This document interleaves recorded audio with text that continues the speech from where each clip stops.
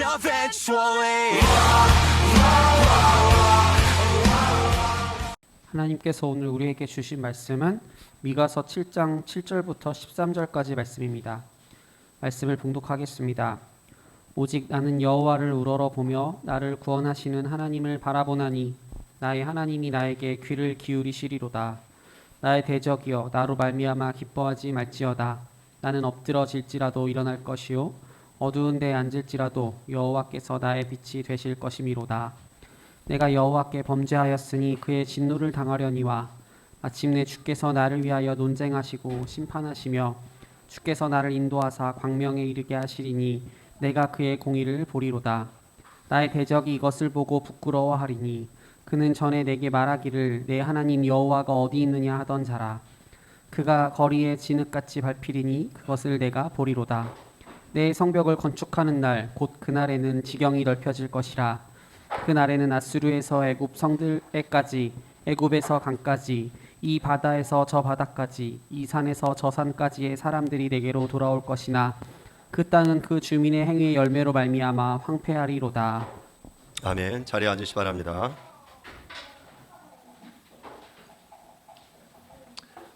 지난주 저희는 이스라엘의 부패라는 제목으로 함께 말씀을 나누었습니다. 오늘은 나를 구원하시는 하나님이라는 제목으로 미가서 7장 7절부터 13절 말씀을 함께 나누도록 하겠습니다. 여러분 혹시 집에 갑자기 전기가 나가거나 싱크대에 물이 막히거나 변기가 막혔을 때 여러분 어떻게 하십니까? 보통은 이렇게 아빠가 그 일을 다 해결을 하죠. 그 고장난 정도가 심각하지 않다면 간단하게 조명 등을 간다든지 아니면 갑자기 불이 나갔을 때는 보통은 이제 차단기를 확인합니다. 차단기를 확인하고 아니면 콘센트가 제대로 꽂혔는지 확인하면 대부분의 아주 경미한 문제들은 해결이 되는 것을 볼 수가 있죠. 예를 들어 요즘 집집마다 인터넷, 와이파이를 사용하기 때문에 이 경우에도 좀 심각한 상황들이 생기곤 하죠. 가끔 제가 이제 저희 어머니에게 전화를 받을 때가 있습니다. 갑자기 이제 집에 잘 되던 TV가 안 나온다. 대체 이 문제가 뭐냐? 갑자기 이제 와이파이가 안 된다. 그러면 이제 전화로 한참 막 설명을 해드려요. 이거 껐다 켜보시고 요거 해보세요. 대체 그게 뭐냐고 계속 이제 물어보세요. 그러다가 어떻게 해서 이제 된 거죠. 어떻게 이제 해결이 되는 경우들이 있습니다. 무엇을 손댔는지도 모르게 해결이 되는 경우들도 가끔 있죠. 대부분의 집의 와이파이 문제는 라우터나 그 모뎀을 껐다 키면 10중 8구는 해결이 됩니다. 근데 이제 그래도 안 될 경우는 이제 우리가 전문가를 불러야죠. AS 센터에 전화를 해서 예약을 하고 전문가의 그 기사의 방문을 기다려서 문제를 해결하는 경우들이 많이 있습니다. 지금 저는 오늘 본문 속에서 이스라엘이 지금 하나님 앞에서 얼마나 이제 부패했는지에 대해서 우리가 함께 말씀을 나누었어요. 지금 미가 선지자는 이스라엘의 부패를 아주 강력하게 지적하고 있는 거죠. 그러니까 지금 현재 이 이스라엘의 문제는 그냥 비전문가가 해결할 수 있는 수준을 넘어선 아주 심각한 상황에 이르렀다라고 말할 수 있습니다.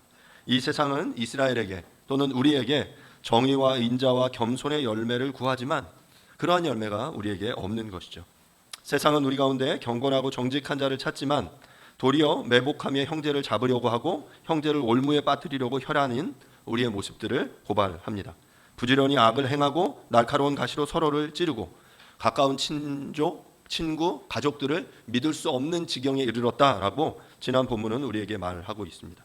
연약한 자를 보호하고 도와야 할 지도자들, 이들이 서로 원수가 되어 서로를 찌르고 있는 이러한 심각한 상태, 이것을 미가 선지자는 고발하고 있는 거죠. 지금 이스라엘의 현재 상태는 정말 이 전문가가 아니고는 고칠 수 없는 심각한 상태임을 오늘 본문은 우리에게 말해주고 있는 것입니다. 그래서 오늘 함께 읽은 이 본문 7절은 무엇을 이야기하냐면 미가 선지자는 오직 하나님만을 기다리겠다라고 말하고 있는 것입니다. 왜냐하면 그들의 지금 이 심각한 상태 문제는 하나님이 친히 오시지 않으면 고칠 수 없는 대단히 복잡하고 심각한 상태이기 때문입니다. 우리들이 당하는 대부분의 문제들이 그렇습니다. 여러분 혹시 지금 어떠한 문제들로 고민하고 계십니까? 심각한 관계의 문제, 아니면 재정적인 문제, 가정의 문제, 아니면 건강의 문제들이 그렇습니다. 우리는 이 상황 속에서 이것이 손쉽게 풀 수 있는 문제라고 여기지만 대부분의 많은 경우 이 문제들이 단순하지 않음을 우리는 깨닫게 됩니다. 이러한 상황 속에서 물론 친분 있는 사람들이 도와주려고 노력하지만 얼마 지나지 않아 모두 손을 들고 물러나 버립니다. 왜 그러냐면 겉으로 보기에는 쉬운 문제로 보이지만 안으로 들어가 보면 그것이 그냥 단순하게 사람의 힘으로 해결할 수 있는 그런 형태가 아니기 때문인 거죠. 그렇기 때문에 어려움에 빠진 성도들이 할 수 있는 일은 오직 하나님을 바라보는 것입니다. 물론 성도들도 인간적인 방법을 궁리해 보기도 하고 사람들에게 도움을 청해 보기도 합니다. 이것이 틀리거나 나쁜 것은 전혀 아닙니다. 하지만 시간이 지날수록 분명해지는 사실은 사람은 아무도 이 문제를 해결할 수 없으며 하나님께서 친히 오셔야만, 그래서 우리를 도와주셔야만, 그분이 우리를 구원하셔야만 우리가 이 문제를 해결할 수 있다라는 사실이죠. 지금 이러한 어두운 상황, 심각한 상황 속에서 미가 선지자는 구원하시는 하나님을 바라보며 이렇게 노래합니다. 7장 7절인데요. 제가 다시 읽죠. 오직 나는 여호와를 우러러보며 나를 구원하시는 하나님을 바라보나니 나의 하나님이 나에게 귀를 기울이시리로다. 지금 이 본문에서 앞서도 그런 제가 설명을 드렸지만 본문에서 나가 과연 누구냐? 이것은 이제 미가 선지자로 볼 수도 있지만 앞선 본문에서 나를 예루살렘 성읍으로 보았다라고 설명을 드렸는데 저는 두 가지 해석이 모두 다 가능하다고 생각합니다. 하지만 저는 후자 이것이 이제 예루살렘 성읍이다라고 보는 것이 조금 더 타당해 보이는데요. 본문 7절은 오늘 그 개역 개정으로 읽는 한글 성경에서는 오직 나는 여호와를 우러러보며 이렇게 시작되고 있거든요. 그런데 혹시 여러분 영어 성경이나 이 원어 성경을 보면 이 7절 맨 처음에 but이라는 접속사가 들어가 있는 것을 볼 수 있어요. 앞에 1장부터 6절까지 7장 1절부터 6절까지 이스라엘의 부패에 대해서 이야기했잖아요. 자, 그런데 그 부패의 이 상황 속에서 이제 7절이 시작되면서 뭐라고 이야기하냐면 그러나라고 말하는 거예요.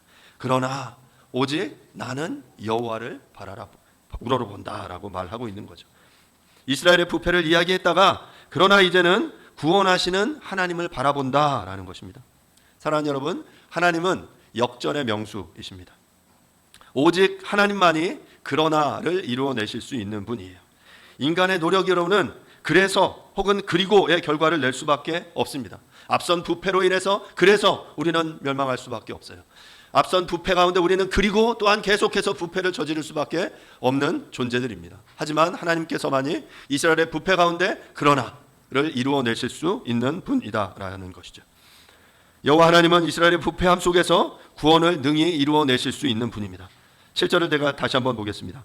오직 나는 여호와를 우러러보며 나를 구원하시는 하나님을 바라보나니 나의 하나님이 나에게 귀를 기울이시리로다. 깊은 어둠이 임했지만 선지자는 더욱 간절하게 구원하시는 하나님을 바라보며 기다리며 자신에게 귀를 기울여 주실 것을 간구하고 있는 것입니다. 사랑하는 여러분, 어둠이 깊을수록 빛은 더욱 선명하게 드러납니다. 아픔과 고통이 강렬할수록 그 안에서 불려지는 애가 슬픔의 노래는 더욱더 우리에게 소망이 되는 것입니다. 이러한 부패한 상황 속에서 우리가 해야 할 것은 나의 간절한 간구에 귀를 기울이시는 하나님께 우리의 아픔을, 억울함을 토해내는 것이죠. 이미 살펴본 대로 이 예루살렘, 이스라엘의 문제는 크게 두 가지였습니다. 한 가지는 그들 가운데 자행되고 있는 온갖 불의였습니다. 지금 미가서 앞부분에 계속 이제 그 내용을 다뤘는데요. 정상적인 방법으로는 고칠 수 없는 그들의 불의, 심각한 상태였어요. 지도자들이 자기 욕심을 채우기 위해 진리를 대적하고 불의를 일삼았습니다. 가증한 에바와 부정한 저울을 사용했습니다. 잘못한 재판을 행했고 거짓 가르침을 베풀었고 거짓 평안을 선포했습니다. 이에 선한 양심을 가진 자들은 두려움에 사로잡히지 않을 수 없었고 나라의 장래를 생각하며 낙심하지 않을 수 없었습니다. 이에 대해서 지금 미가 선지자는 하나님은 하실 수 있다. 그러나 하나님은 이를 구원해내실 수 있다. 사람의 힘으로는 고칠 수 없는 불이라도 하나님은 고칠 수 있다. 구원하시는 하나님을 바라보라 라고 말하고 있는 것이죠. 예루살렘의 두 번째 문제는 바로 그들이 이제 실제적으로 바벨론의 포로로 잡혀갔다라는 사실입니다. 미가 선지자는 지금 그것을 내다보고 있는 거예요. 유다가 망해서 바벨론의 포로로 잡혀간다면 그들에게는 더 이상 소망이 없다라고 보는 것이 옳습니다. 그러니까 그들에게 소망은, 회복의 가능성은 이제 그들을 포로로 잡아갔던 바벨론이 멸망하지 않는 이상 그들에게는 구원이 없는 것이죠. 회복의 가능성이 없는 거예요. 아직 예루살렘이 망하지 않았지만 미가 선지자는 최악의 상태에 빠져서 바벨론 포로로 끌려갈 그들의 미래를 바라보고 있는 것입니다. 그러나 그는 그런 최악의 경우를 내다보면서 끝까지 소망을 버리지 않습니다. 그때라도, 소망이 없어 보이는 그때라도 하나님은 고치실 수 있다라는 사실을 알기 때문입니다. 앞서 이야기한 대로 하나님의 백성들은 전적으로 물리적인 어려움에만 빠지는 경우는 거의 없습니다. 예를 들면 한 그리스도인이 큰 병에 걸려서 수술을 받게 될 때 그의 문제가 건강에만 한정되는 경우는 별로 없습니다. 건강은 표면적인 문제일 뿐입니다. 그 배후에는 그렇게 건강을 해치게 되기까지 누군가와 좋지 않은 관계로 오랫동안 마음이 상했다거나 아니면 잘못된 생활 습관, 식습관, 행동 패턴, 이런 잘못된 것들이 오래 쌓여져서 그런 문제들이 일어나게 되는 것이죠. 만약 건강에만 국한된 문제라면 의사만 의지해도 얼마든지 해결할 수 있습니다. 그러나 실질적인 문제는 영적인 데 있고 건강은 그 문제의 부산물에 불과하다면 아무리 유능한 의사라도 근본적인 문제를 해결할 수는 없는 것입니다. 예를 들어 어떤 그리스도인이 파산 직전에 처해 있다라고 생각해 봅시다. 그것이 단지 돈에 관련된 문제라면 어디서든지 어떻게 해서라도 돈을 빌려서 해결할 수 있습니다. 하지만 그것이 잘못된 가치관이나 세상을 향한 욕망에서 비롯된 문제라면 부정한 방식으로 부를 축적하고 이를 개인의 쾌락을 위해 사용한 잘못된 방식으로 사용한 것이라면 어떻습니까? 하나님께서 그것에 대해서 계속해서 경고하셨음에도 불구하고 계속 세상으로 달려간 결과라면 과연 누가 그것을 해결해 줄 수 있겠습니까? 돈을 빌려서 메꾸는 것은 그냥 밑빠진 독에 물 붓기에 불과한 것입니다. 하나님께서 직접 그의 재산을 후 하고 불어버리셨는데 어떤 돈 많은 사람이 그를 도와줄 수 있겠습니까? 그렇게 도와주려고 나섰다가도 결국 이것이 밑빠진 독에 물을 붓는 것이라는 것을 깨닫고 다 이제 물러서게 되는 것이죠. 다른 일들도 마찬가지예요. 하나님께서 자기의 백성들의 인격 깊은 곳에 자리 잡고 있는 교만과 거짓을 빼내기 위해서 물리적인 어려움을 주시고 가난을 주시고 건강을 치실 때 누가 감히 하나님의 손에서 그를 건져낼 수 있습니까? 하나님이 당신의 백성을 연단시키실 때 그의 잘못된 길을 향해 달려가는 그를 경고하시고 그를 돌이키려고 하실 때 그를 얕은 물에 빠뜨리시지 않습니다. 도저히 어찌 보면 자신의 힘으로는 살아날 수 없는 깊은 물에 빠뜨리셔서 큰 절망 가운데 자기의 실상을 보게 하십니다. 도저히 자신의 힘으로는 아니면 그 누구의 도움으로도 그 어려움을 헤쳐나올 수 없다라는 그 한계 상황에 직면하게 하시고 그 상황 속에서 오직 하나님만을 바라보게 하시는 것이죠. 하지만 그렇다고 그리스도인이 당하는 어려움을 모두 다 영적으로 해석해 버릴 필요도 없습니다. 너무 우리가 극단적인 그러한 영적인 해석에 사로잡히게 되면 불필요한 두려움과 불신앙이 야기될 것입니다. 예를 들어서 아기가 조금만 열이 나도 사탄의 역사라고 생각해서 과민하게 반응한다면 이는 현명한 처사가 아니죠. 감기약을 먹이고 푹 쉬게 하면 됩니다. 요즘 팬데믹 시대의 코로나 바이러스로 인한 감염을 사탄의 역사로 해석해서는 안 됩니다. 인간의 욕심과 무지가 낳은 결과일 뿐입니다. 그러나 우리가 당하는 대부분의 어려움에는 그 어려움 자체보다 더 심각한 영적인 불순종이나 자기 중심성에 문제가 있다라는 사실을 우리는 유념할 필요가 있습니다. 그래서 나에게 닥쳐지는 이 어려움이 무엇으로부터 기인된 것인지를 고민할 필요가 있다라는 것이죠. 하나님께 물을 필요가 있는 거예요. 그냥 어떤 그 실수인지 아니면 어떤 앞서 이야기한 그 물리적인 어떤 한 가지 단회적인 문제라면 우리가 간단하게 해결할 수 있지만 하지만 우리의 내면의 죄의 문제, 자기 중심성의 문제, 교만의 문제라면 우리가 이 문제를 조금 더 심각하게 다른 각도에서 받아들일 필요가 있다라는 것이죠. 그렇다면 하나님께서는 자신의 힘으로 도저히 해결할 수 없는 심각한 상황에 처한 당신의 백성을 어떠한 방식으로 치료해 주실까요?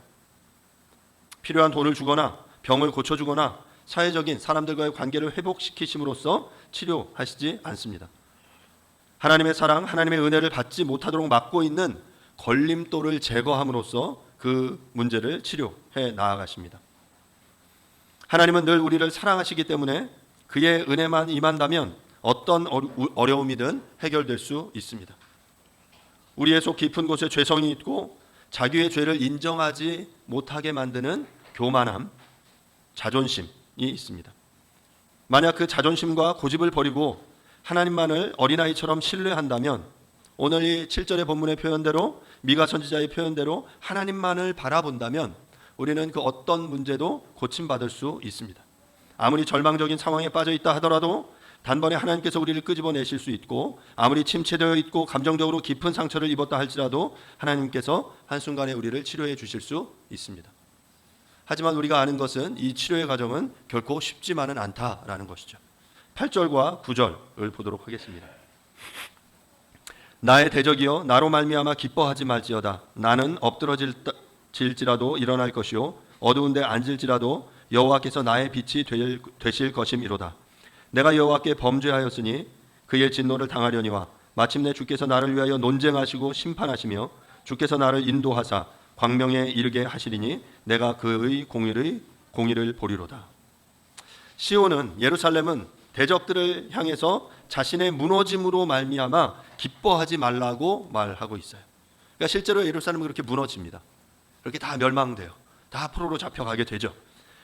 자, 그런데 그것을 인하여 너희들이 기뻐하지 말라라고 말하고 있는 거예요. 왜냐하면 자신은 엎드러질지라도 일어날 것이고 어두운 데 앉을지라도 여호와께서 나의 빛이 되실 것임을 그는 알고 그는 믿고 있기 때문이에요. 여러분, 이것이 우리에게 굉장히 중요합니다. 바로 이것이 믿음이에요. 여호와께서 범죄함으로 인해서 진노를 발하시고 심판을 내리세요. 그렇죠? 하지만 그에게는 또 어떤 믿음이 있냐면 주께서 그 심판 가운데 나를 변호하시고 나를 심판하시며 주께서 나를 인도하셔서 나를 광명의 빛 가운데 인도하실 것이다. 그리고 내가 그의 공의 미슈파트를 보게 될 것이다 라는 사실을 그는 믿는다라는 것이죠. 그래서 우리 그리스도인들은 우리가 고난 속에서도 그 하나님의 그 우리를 구원하심, 하나님께서 우리를 보호하시고 궁극적으로 그 원수들을 부끄럽게 하실 것이라는 그 사실을 우리가 믿음으로 가지게 되는 것입니다.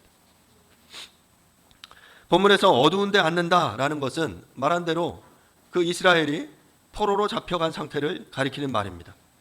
깊은 고난 속에 있는 거예요. 깊은 고난, 어둠 가운데 그가 앉아 있는 거예요. 포로에게는 소망이 없죠. 고향을 떠나 바벨론의 한쪽 구석에 포로로 앉아 있는 유다 백성들에게 지금 무슨 소망이 있겠습니까? 그러나 그들은 그 어두운 곳에도 그들에게 빛이 있다라는 사실을 지금 믿고 있습니다. 실제로 바벨론에는 하나님의 빛이 있었습니다. 선지자들의 두루마리가 있었고 에스겔 같은 선지자가 있었고 다니엘과 모르드게 같은 지도자가 그 포로 상태에 있었습니다. 예루살렘에서는 선지자들이 그렇게 목이 터져라 외쳐도 듣지 않던 백성들이 도리어 포로로 잡혀간 그곳에서 고난 속에서 말씀을 듣기 시작했습니다. 오히려 포로로 되어간 그곳에 더 풍성한 말씀과 은혜가 넘쳤습니다. 나라는 사라지고 없었지만 그들에게는 빛이 있었습니다. 그 작은 빛은 점점 더 큰 빛이 될 것입니다. 그리고 그 큰 빛은 태양처럼 밝은 빛이 되어 온 세상을 비추이게 될 것입니다. 아무리 절망적인 상황에 빠져 있어도 말씀이 있고 그 가운데 믿음의 선배 지도자가 있다면 희망이 있다라는 것이죠. 그러면 아무리 어두운 데 앉아 있어도 마음까지 어두워지지는 않는다라는 것입니다.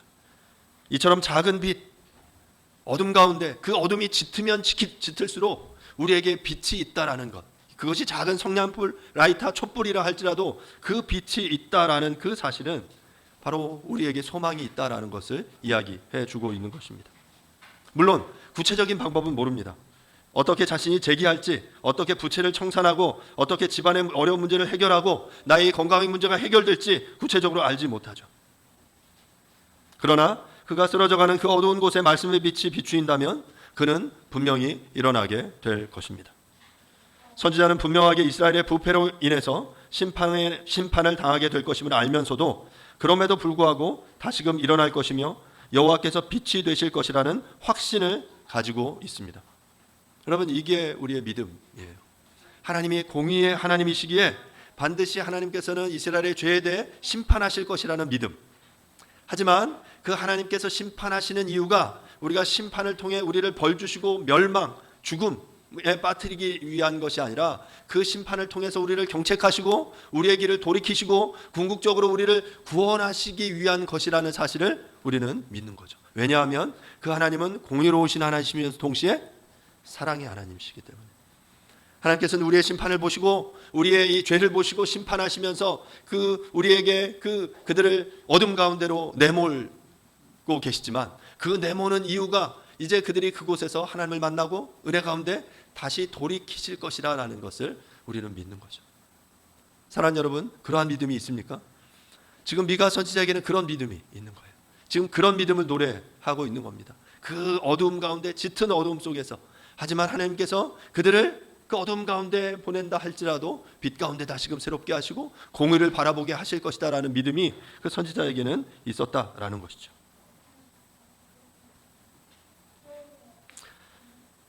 이렇게 우리는 세상의 사람들과 달라야 합니다. 우리가 주님 앞에 우리의 이 연단의 과정을 잘 견디어 나가면, 주님 앞에 나아가 우리의 죄를 회개하고 은혜를 구하면 주께서 나를 위해 변호하시고 인도하시고 궁극적으로 그 어둠의 터널을 통과하게 하실 것이다 라는 사실을 우리는 알기 때문이죠. 어려움에 처하지만 그 문제를 해결하는 다른 방식을 우리는 보여주어야 합니다.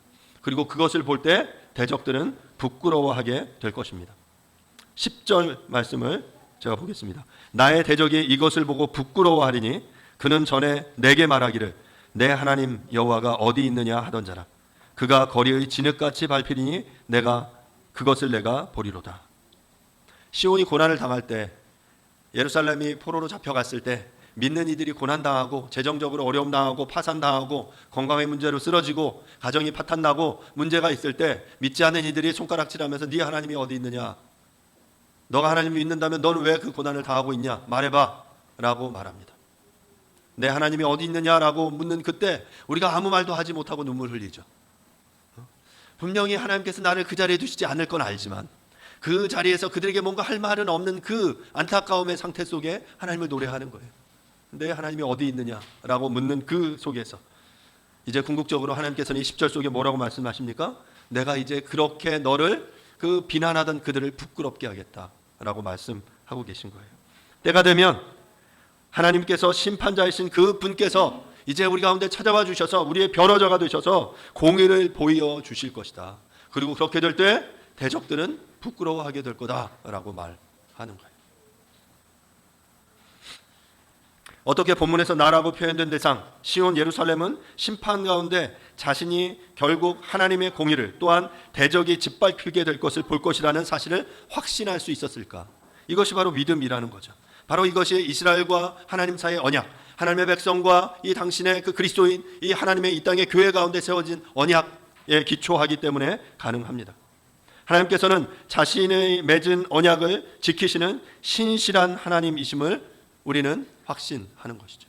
그 하나님이 우리와 언약을 맺으셨고 그 언약이 신실하고 그 언약을 지키시는 그 하나님이 신실하시기에 이 언약이 이루어질 것을 믿는 거예요. 지금 비록 지금의 상황 속에 때로는 우리가 조롱당하고 내 하나님이 어디 있느냐라는 이 손가락질을 받지만 하지만 그 속에서도 우리는 하나님이 결국 우리를 손가락질하는 그들을 부끄럽게 하실 것이다 라는 것을 믿는 거죠. 그래서 여러분 그리스도인들 오래 사셔야 돼요. 오래 사셔서 지금은 저들이 나를 조롱하지만 그래 두고 보자 라고 말할 수 있는 거예요. 왜냐하면 하나님이 궁극적으로 때가 되면 승리를 이루실 것이기 때문입니다.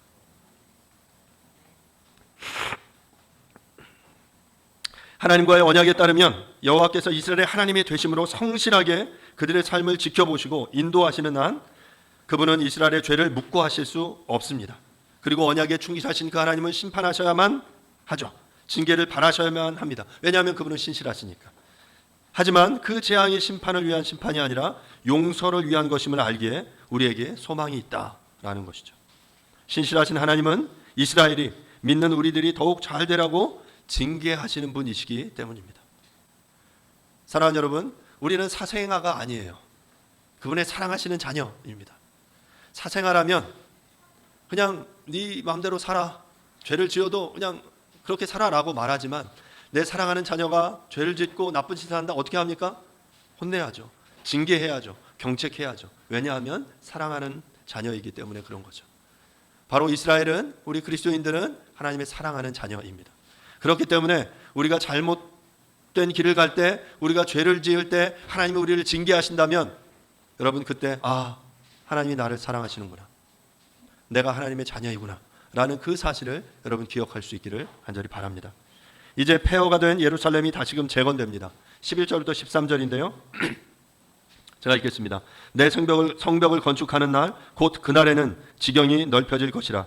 그날에는 아수르에서 애굽 성읍들에까지, 애굽에서 강까지, 이 바다에서 저 바다까지, 이 산에서 저 산까지 사람들이 내게로 돌아올 것이나 그 땅은 그 주민의 행위의 열매로 말미암아 황폐하리로다. 예루살렘이 파괴되었을 때 사람들은 이제 예루살렘의 가치가 완전히 끝났다라고 생각했습니다. 그도 그럴 것이 성벽은 완전히 파괴됐고 그 안에 있던 물건들도 다 부서지고 또는 귀중품들은 다 빼앗겨 버렸습니다. 바벨론이 모두 다 그것을 가져가 버렸죠. 사람들은 포로로 잡혀갔고 예루살렘의 성벽은 모두 다 무너져 버렸습니다.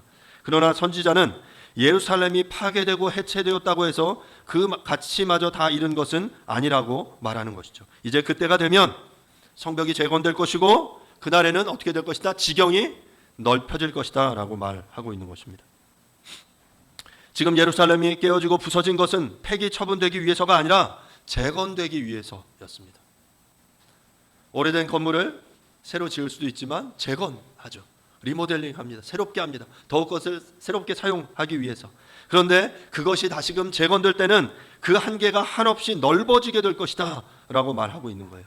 그 지경이 넓혀질 것이다 라고 말하는 것은 조금 더 적극적으로 이야기하면 그 한계가 없어질 것이다, 그 경계가 없어진다라는 뜻입니다. 지금까지는 예루살렘 성벽이 있어서 어디서부터 어디가 예루살렘인지 이스라엘인지 분명했습니다. 하지만 이런 경계가 없어져서 이제는 그 영향력이 미치는 모든 것이 예루살렘이 될 것이다 라고 말하고 있는 것이죠. 그 지경이 어디까지 확장된다고 12절이 말합니까? 12절에 보면 아수르에서 애굽 성읍들에까지 사람들이 모두 다 돌아올 것이다 라고 말해요. 그 뒤에 여러 그 표현들이 있지만 그 당시 아수르와 애굽은 세계 전체를 의미합니다. 아마 그때 세계 지도가 있었다면 사람들은 북쪽의 아수르부터 남쪽의 애굽까지를 그려 놓았을 것입니다. 아수르에서 애굽까지 사람들이 돌아온다라는 것은 전 세계가 이제 예루살렘의 영향권 안에 들어오게 된다라는 것을 의미하는 것이죠.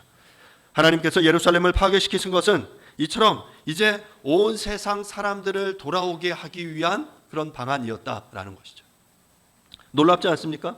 이스라엘의 실패가, 예루살렘의 멸망이 온 세상을 구원하시는 하나님의 놀라운 방법이었던 것입니다.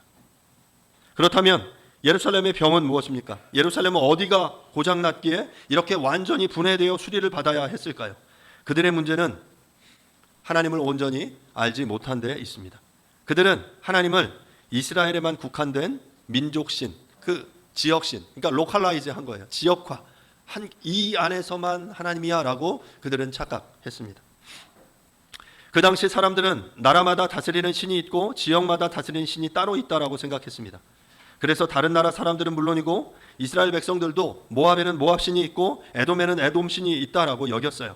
그래서 이스라엘은 여호와라는 신이 있다라고 그들은 여긴 거죠. 유일신을 믿었지만 이 유일신이 이 한정된 이 지역에만 자신들을 다스린다라고 여겼어요. 그래서 하나님께서 신의 산에 나타나셨다고 해서 이스라엘은 하나님이 그 산에 나타난 신, 산의 신이라고 여겼어요. 그래서 가나안 땅에 도착했을 때 농사를 짓는 평지에서는 다른 신, 평지에서 농사를 짓는 신을 섬겨야 했다라고 생각했어요. 그래서 바알과 아세라의 도움을 받아야 한다라고 그들은 생각했던 것입니다. 이처럼 그들은 하나님을 다른 신들과 대등한 위치에 놓고 하나님 외에도 얼마든지 다른 신을 섬길 수 있다라고 생각했던 것입니다. 그래서 여호와와 함께 다른 신을 함께 섬기면 그들이 어찌 보면 더욱더 부강해지고 강력해질 수 있다라고 착각했을지 모릅니다. 그래서 하나님께서는 예루살렘은 쳐 부수셨습니다. 그냥 부순 것이 아니라 콩가루처럼 형체도 없이 완전히 부수셔서 그 당시 가장 강력한 나라였던 바벨론의 포로로 잡혀가게 하셨습니다. 그리고 그곳에서 모든 민족 위에 뛰어난 자신의 모습을 드러내셨습니다. 그러니까 예루살렘이 무너지고 부서짐으로 오히려 하나님의 모습이 제대로 드러나고 하나님을 아는 지식이 물이 바다를 덮은 같이 온 땅 가운데 퍼지게 된 것입니다.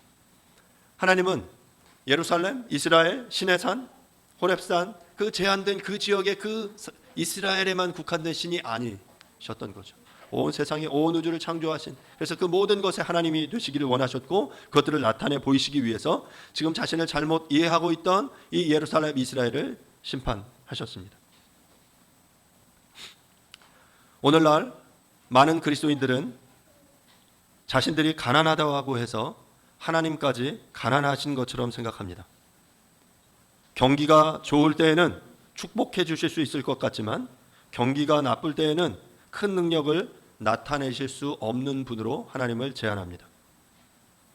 사랑하는 여러분, 그러나 하나님은 경기가 나쁠 때 더 큰 능력을 행하실 수 있습니다. 지금처럼 우리나라가 경제적으로 정치적으로 혼란스러울 때 더 큰 능력을 나타내실 수 있는 분이 바로 우리 하나님이십니다.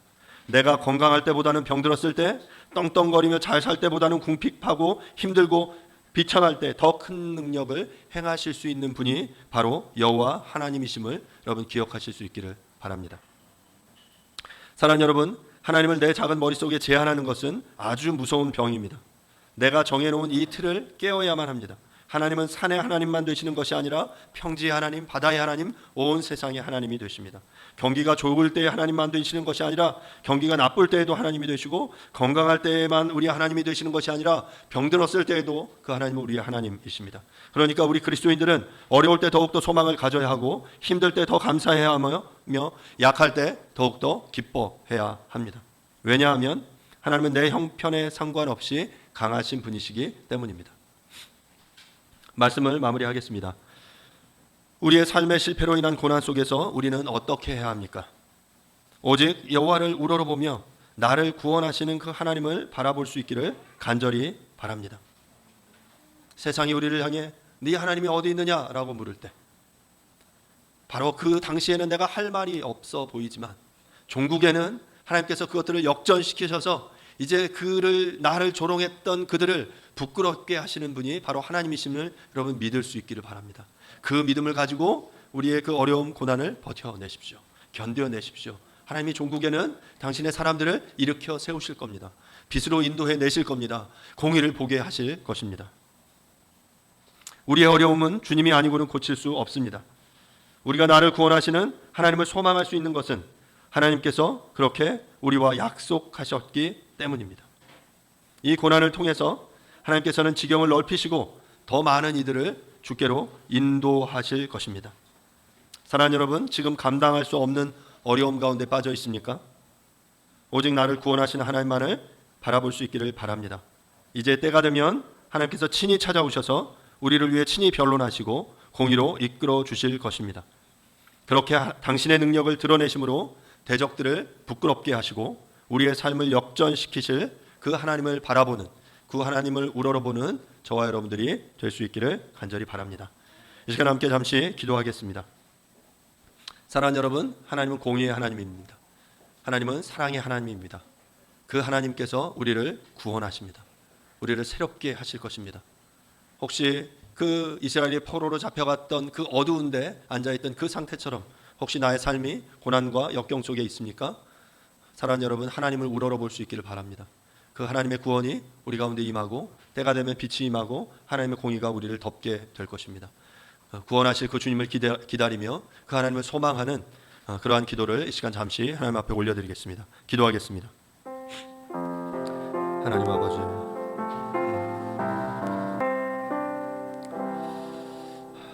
오직 나는 여호와를 우러러보며 나를 구원하시는 하나님을 바라보나니 나의 하나님이 나에게 귀를 기울이시리로다. 주님, 이 시대를 살면서 또 우리의 죄와 연약함으로 인해서 또한 이 시대의 그 아픔들과 또 이 시대의 구조적인 여러 문제들 속에서 우리가 고난당하며 어려움을 겪습니다. 그 어려움을 겪을 때 믿지 않는 이들이 우리를 바라보며 네가 믿는 하나님이 어디 있느냐라고 조롱할 때 하나님, 우리가 아무 대답할 것이 없어서 때로 눈물을 흘리며 하나님을 바라봅니다. 주님, 때가 되어 우리 가운데 다시금 나타나셔서 하나님 우리를 구원하여 주십시오. 나에게 귀를 기울여 주십시오. 빛을 비춰 주십시오. 그리고 당신의 공의를 드러내 보여 주십시오. 주님, 주께서 능히 그 일을 이루어내실 줄로 믿습니다. 우리가 믿는 것은 우리의 능력이 아니라, 우리의 힘이 아니라, 주변의 외부의 어떤 사람들로부터의 도움이 아니라 바로 그 능력의 하나님께로부터, 그 도움이 온다라는 사실을 믿습니다. 주님, 우리의 주인이 되어 주시고 우리의 보호자가 되어 주시고 우리의 변호자가 되어 주시옵소서. 나를 구원하시는 그 주님을 찬양합니다. 예수님의 이름으로 기도합니다. 아멘. Eventually